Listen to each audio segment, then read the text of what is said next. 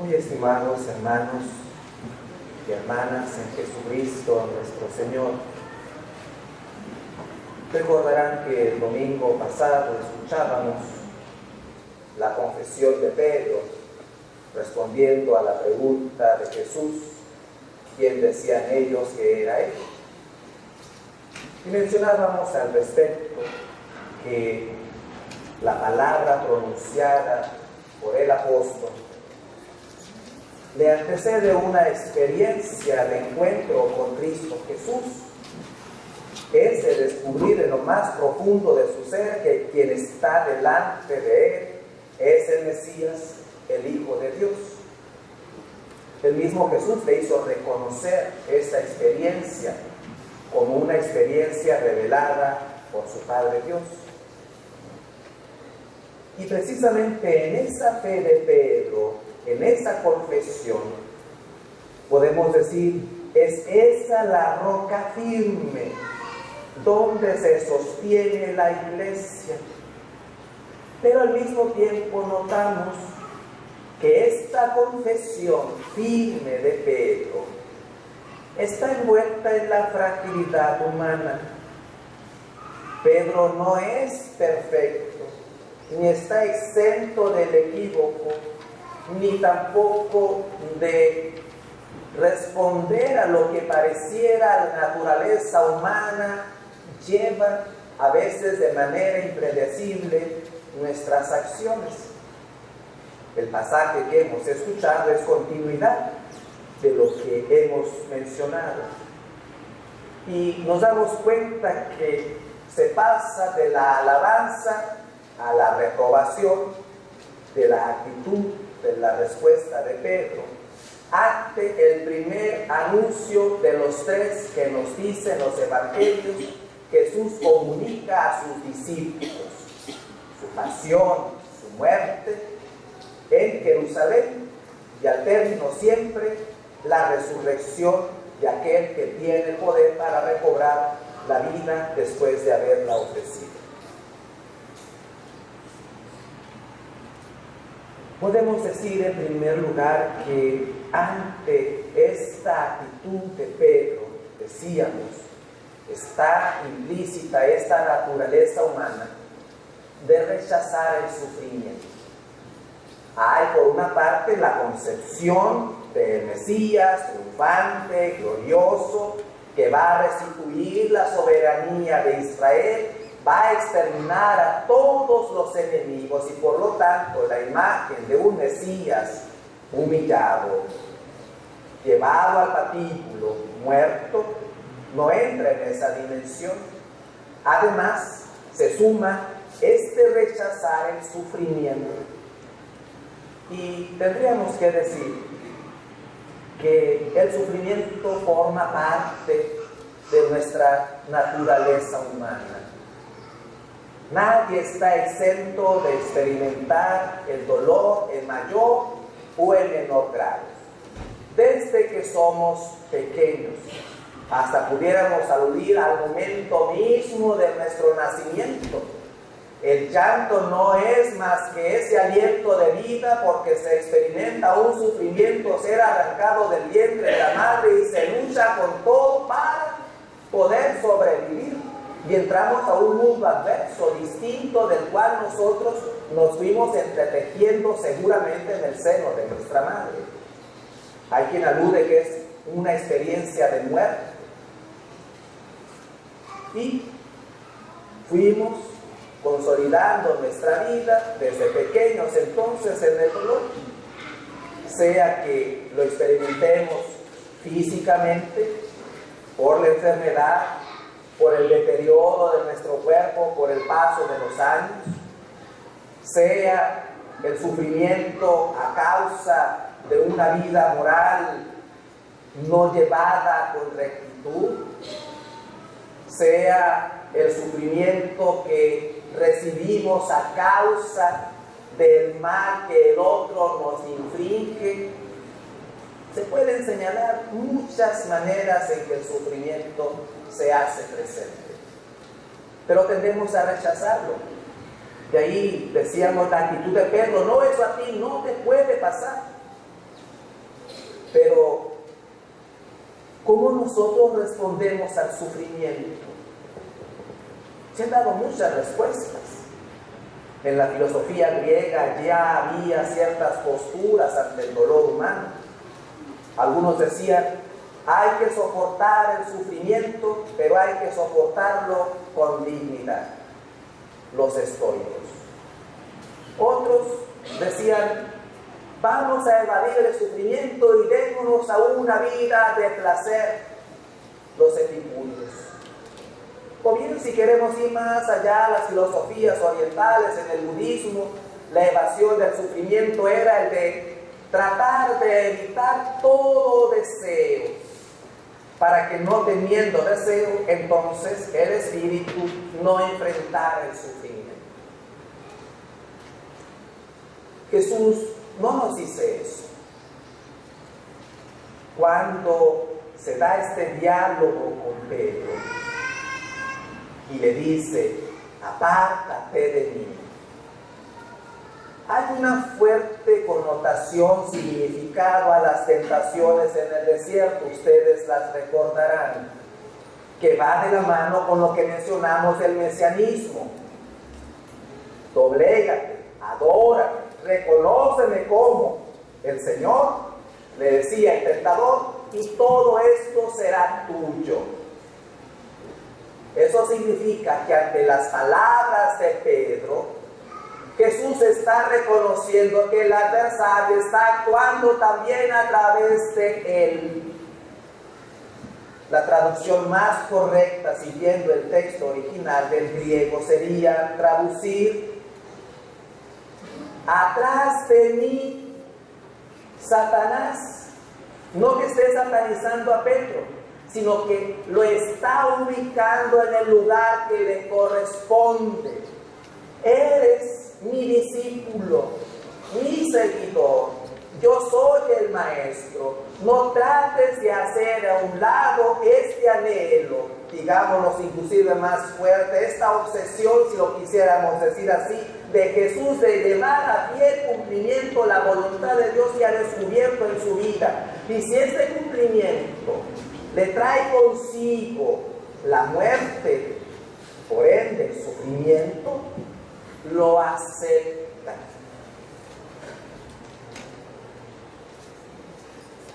A la vez, da la muestra en el sentido de estas máximas que él mismo dice a sus discípulos: el que quiera venir conmigo, que renuncie a sí mismo, que tome su cruz y me siga. No se trata de renunciar a lo que somos como personas, ni hacer a un lado nuestras ilusiones, sino descubrir si nuestro caminar, nuestro objetivo de vida tiene esta sintonía que nos dice la carta de Pablo a los romanos, que nuestro obrar, nuestra verdadera búsqueda de Dios sea en lo bueno, en lo agradable, en lo que es justo, lo correcto, y al mismo tiempo el de descubrir si nosotros estamos en verdad en esta vivencia de fe, teniendo en cuenta que no únicamente es nuestra adhesión a través del Espíritu, en ese consentimiento de nuestros sentimientos y de nuestra razón, sino que Pablo nos dice es todo nuestro ser, en su cuerpo y en su alma. Por eso dice, del ofrecimiento de nuestros cuerpos como una ofrenda agradable a Dios, pura, inmaculada, santa. Es por lo tanto la donación total de nuestro ser. Desde ahí entonces Jesús también en este querer responder al sufrimiento humano lo vemos reflejado en su vida. Este tomar la cruz no significa, como a veces decimos, inclusive hasta refiriéndonos a las personas con las que convivimos, esta es la cruz que me tocó cargar, y se señala al otro. o porque tenemos un sinfín de problemáticas en la vida y sentimos que ya no podemos y renegamos esta cruz que me tocó vivir. No es esa cruz a la que se refiere Jesús. En los evangelios no vemos en ningún momento en que Jesús reniega de sí mismo o de lo que tiene delante de él para cumplir la voluntad de Dios.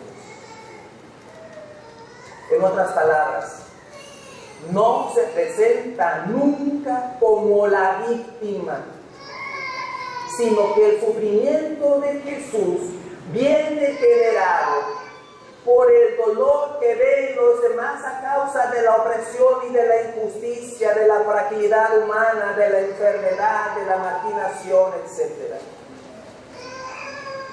Sino que en Jesús vemos a alguien entonces que sufre, no porque él cometió pecado y sabemos que el pecado genera esa división interior en nosotros, sino que vemos, si presentamos su actitud en la cruz, esto que estamos mencionando: Padre, perdónalos porque no saben lo que hacen.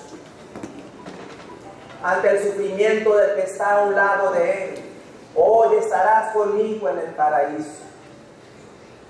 Cuando vivencia la agonía del último suspiro de la muerte: Padre, en tus manos encomiendo mi espíritu. ¿Qué significa todo esto? Que el sufrimiento adquiere una nueva dimensión cuando nosotros dejamos de ser el centro mismo y buscamos sacar ganancia del sufrimiento para generar la atención de los demás.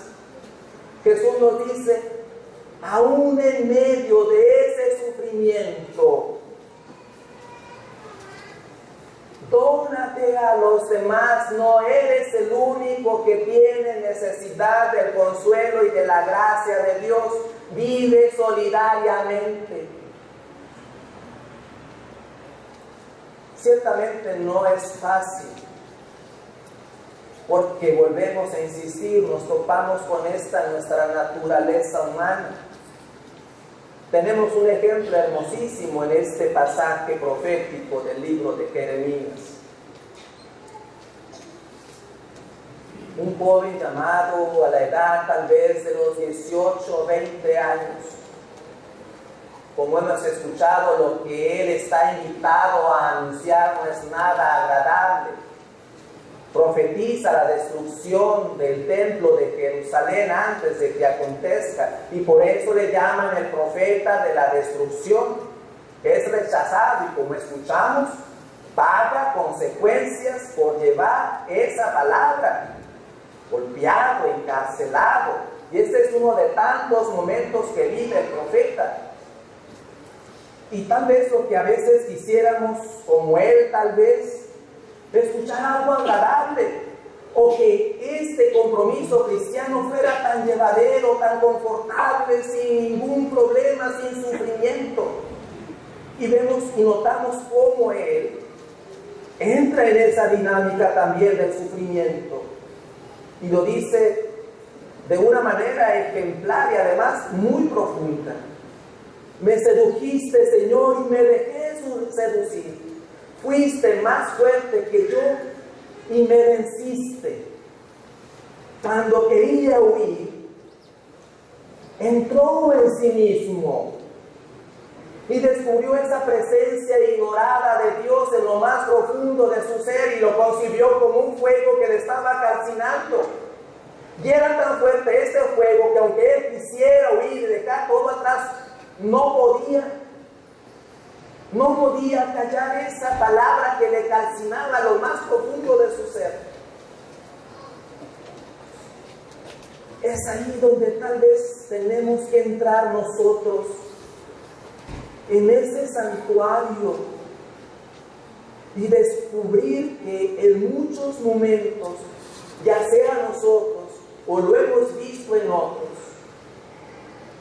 cuando se llegan a situaciones límites, brota una fuerza interior que le hace a uno levantarse de lo que aparentemente es imposible, que adquiere una fortaleza para enfrentar la adversidad y se da cuenta de que la puede superar porque hay algo en su interior que le lanza hacia adelante.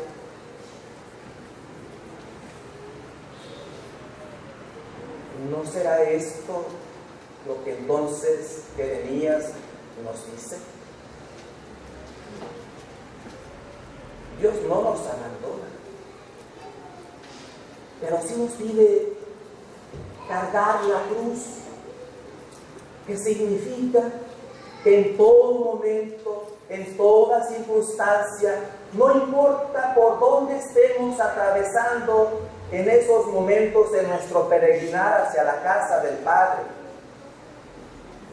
lo que importa es mantenernos fieles en la adversidad, a no sucumbir en la tribulación, a no huir cuando nos acecha el enemigo, sino tener la fuerza de decir, apártate de mí. El de ser testigo cuando verdaderamente se requiere nuestro testimonio de vida. Aceptar lo que tenga que venir de consecuencia porque buscamos poner en práctica la palabra. Sea que nos critiquen, que digan de nosotros tantas cosas, que se cierren puertas. Eso es lo que Jesús nos dice, tomar la cruz por causa del Evangelio. En la oración inicial, como en la final, hemos pedido precisamente esto a Dios. Concédenos que haciendo más religiosa nuestra vida, hagas crecer el bien que hay en nosotros y lo conserves con solicitud. Y podemos decir, para que saciados del pan de esta mesa celestial, este alimento de caridad fortalezca nuestros corazones. Les invito pues, estimados hermanos y hermanas, a que nuestra intención esté el de hacer realidad lo que Pablo nos dice. Junto con la ofrenda del pan y del vino, ofrezcamos nuestros cuerpos alegres al Señor como una ofrenda agradable en su presencia. Que así sea por la gracia de Dios. Profesemos